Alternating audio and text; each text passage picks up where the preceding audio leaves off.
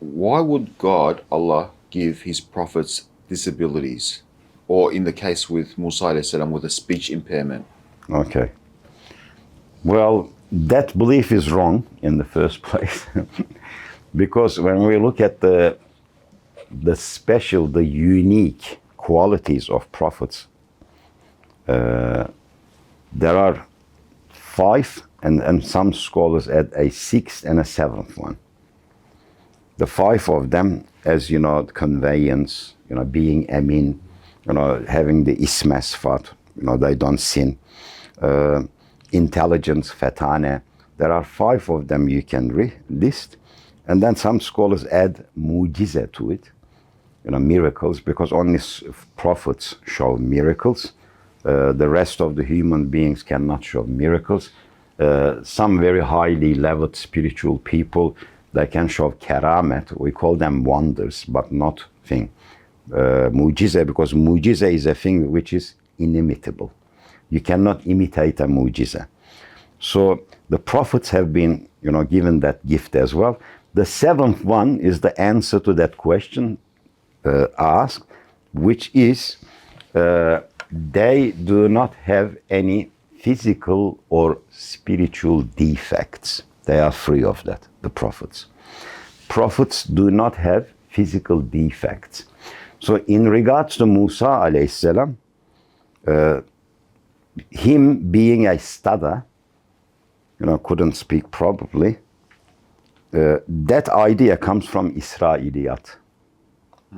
Israeliyat, not Islam. See, in Islam, because in the Quran he says, Rabbi shrah li sadri wa yassir li amri wa hlul uqdatan min lisani yafqahu qawli. Open my tongue, give me ease in speaking, in speech. Some people get that from there, right? What is believed in Islamic scholarship is Musa alayhi salam wasn't a very good hatib. He wasn't a very well speaker. That is why he asked the support of his brother Harun, and Allah subhanahu wa ta'ala made him a prophet as well.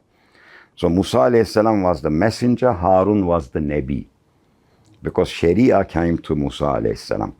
So he did not have defect. He did not have defect. In regards to this, there are few examples that they use. The other one is Ayyub alayhi salam, when he caught that illness. They say that what about his body turned, very, all diseases everywhere. Scholars say, some scholars say those diseases that he had illness was not external.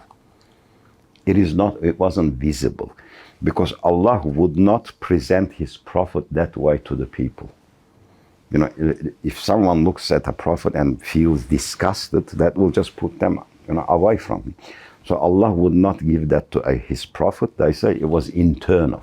So Musa alayhi salam did not have a speech impairment. He could speak, but he wasn't a very well-spoken man. That's a different thing. And Ayyub alayhi salam's illness was internal. Yaqub alayhi salam became blinded, but for a very brief period of time, and then he regained his vision. So physically, the prophets were all beautiful people. You could never find anything disgusting on them. Physical appearance as well, not just spiritually. They did not have mental defects either. So they were free of physical and mental defects. In fact, I'll tell you something very interesting too. In the Quran, Surah Al-Abasa, when a blind man comes, and the Prophet ﷺ sitting with the wealthy chieftains of Mecca. And the Quran says he frowned, he made his face like turned off, and he turned his back or something to that man, the blind man. And sort of the Quran scolds the person who did that. If you look at all the tafsirs, they always say it was the Prophet. Allah was scolding the Prophet, because he's explaining something to the chieftains, and this guy comes, and I think it was Amr ibn al-Jamu, as I remember, and he turned his, attention away from him, and Allah scolded him. But certain scholars, like Hoja Effendi, He says, no, that's not true. That was scolding not the Prophet, but one of the mushriks there who frowned. The Prophet would not frown like that to anyone.